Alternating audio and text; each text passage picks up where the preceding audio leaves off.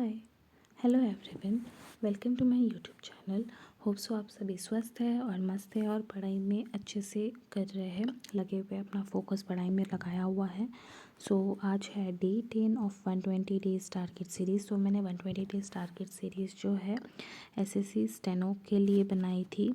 But अगर कोई और भी देख रहा है लाइक CHSL और CGL GD MTS वाले प्रिपरेशन करने वाले बच्चे भी अगर ये टारगेट सीरीज़ देख रहे हो तो उनके लिए भी हेल्पफुल होगा। बस जहाँ पे हम शॉर्ट हैंड कर रहे हैं, शॉर्ट हैंड की जगह पे आप लोग जो है मैक्स कर सकते हो। शॉर्ट हैंड को रिप्लेस कर दो एंड मैक्स कर सकते हो। बाकी टारगेट सीरीज़ में बाकी सारी चीज़ें तो सेम ही रहेंगी, बाकी सारी चीज़ें तो कहा जाने वाली है सेम ही रहने वाली है। 120 डेज टारगेट सीरीज़ की 10th डे है आज। तो देखते हैं 10th डे में हम क्या क्या कवर करने वाले हैं एंड कितना सिलेबस कवर होने वाला है। थोड़ा सा मैंने मोटिवेशन लाइन लिखी है, आप लोग इसको पढ़ सकते हैं, थोड़ा सा मोटिवेट हो सकते हैं।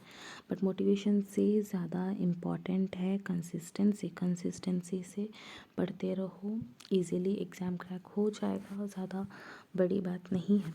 ओके, डे 10 के टारगेट्स देखते हैं कि आज हमें क्या करना है एंड क्या नहीं। तो मैं स्टार्ट कर रही हूँ ज्योग्राफी से। ज्योग्राफी में परमार सर को प्रेफर कर रही हूँ। अगर अभी तक आपने कोई भी सर से पढ़ना स्टार्ट नहीं किया तो आई वुड सजेस्ट कि परमार सर से ही करो। परमार सर से आपको करना है एटमॉस्फेयर वाला टॉपिक। एटमॉस्फेयर में थोड़ा सा ध्यान देना क्योंकि एटमॉस्फेयर से मैंने क्वेश्चंस देखे हैं स्टेनो में।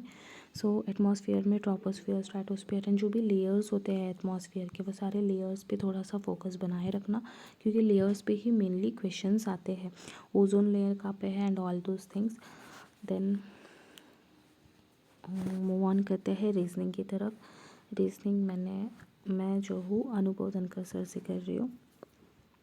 आप लोग ने भी अभी तक स्टार्ट नहीं किया तो अनुभव धनकर सर से करो। अनुभव धनकर सर का जो यूट्यूब वाला प्लेलिस्ट है वो बहुत ही अच्छा है, बेनिफिशियल रहेगा। सारे कंसेप्ट ईजी वे में एंड बहुत अच्छे वे में एक्सप्लेन किए हुए हैं सर ने।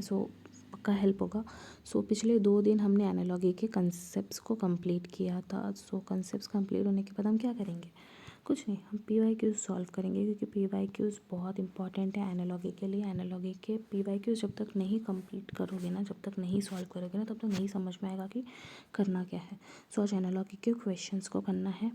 PYQs उठा लो, 50 क्वेश्चंस करना है, ज़्यादा क्वेश्चंस नहीं हो पाएंगे, टाइम लगता है। 50 क्वेश्चंस करने हैं। 2024 के एनालॉजी कर लो एंड 2025 के। 2024 के तो CGL CHSL सभी के मिल जाएंगे।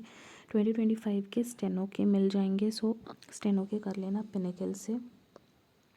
पिनिकल में 2025 स्टेनो के क्वेश्चंस अवेलेबल है। अगर पिनिकल नहीं ली है तो टेक्स्ट बुक पे जाओ एंड टेक्स्ट बुक पे मॉक दे सकते हो। देन इंग्लिश की बात करते हैं। इंग्लिश में कर रही हूँ रानी मैम से। इंग्लिश ग्रामर में कर रही हूँ। ओके, इंग्लिश ग्रामर रानी मैम से कर रही हूँ एंड वो कैब तो लाइक ब्लैक बुक ही है। तो इंग्लिश ग्रामर के लिए हम रानी मैम को प्रेफर करेंगे। हमने कंजंक्शन स्टार्ट करके भी 2 दिन हो गया है। 2 दिन ऑलरेडी हमने कंजंक्शन के कंसेप्ट्स को दिया है, बट मेरा थोड़ा सा रह गया है रानी मैम का। अगर तुम लोग YT का लेक्चर देखो बेसिक्स वाला तो वो थोड़ा सा लेंदी है। आप लोगों को टाइम लगेगा कंसेप्ट्स करने में।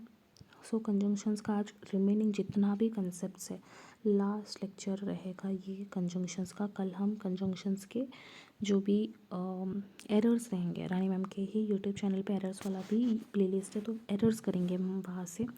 देन वोकैबलरी की बात करते हैं। वोकैबलरी में हमें इडियम्स करने हैं, हमें सिनोनिम एंटोनियम्स करना है एंड फ्रेजल वर्ब्स करना है।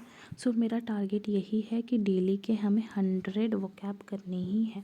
आप चाहे कोई भी कर लो, सिनोनियम्स ले लो, वन वर्ड सब्स्टिट्यूशन ले लो, फिक्स प्रिपोजिशन ले लो, कोई भी वे में ले लो, बस 100 करना है, इतना याद रखना। 401 से 450 तक इडियम्स करना है, लाइक 50 इडियम्स का टारगेट है। सिनोनियम एंड एंटोनियम 251 से 275, 25 सिनोनियम्स एंड एंटोनियम्स एंड 15 जो है 46 से 60 जो है फ्रेजल वर्ब्स करने हैं। ओके, ये टारगेट्स है कि इतना सब कुछ करना है। देन आगे देखते हैं। रीडिंग कॉम्प्रिहेंशन करनी है। रीडिंग कॉम्प्रिहेंशन जो है मैं निमिषा बंसल मैम से कर रही हूँ।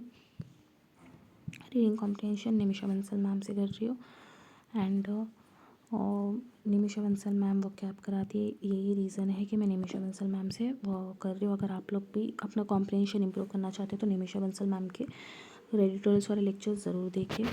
देन स्टैटिक जीके का हमने क्लासिकल डांसेस थोड़ा थोड़ा करके कंप्लीट किया था। तो आज हमें सारे ही 8 फॉर्म्स जो है रिवाइज़ करने हैं क्लासिकल डांसेस, क्योंकि कुछ भी स्टैटिक जीके में न्यू नहीं पढ़ना है, हमें रिवाइज़ करना है स्टैटिक जीके का। देन शॉर्ट हैंड में बेसिक्स वालों को एस्पायरेट पढ़ना है, लाइक जो एच साउंड वाले हैं वो वाले बेसिक वालों को वो वाला चैप्टर करना है। एंड केसी वॉल्यूम 22 जो जिनका भी बेसिक कंप्लीट हो गया है, केसी वॉल्यूम 22 का डिक्टेशन 469 करना है। सो इतना ही था आज के लिए डेली टारगेट्स में। सो कल मिलते हैं कल के टारगेट्स के साथ। अभी के लिए बाय बाय।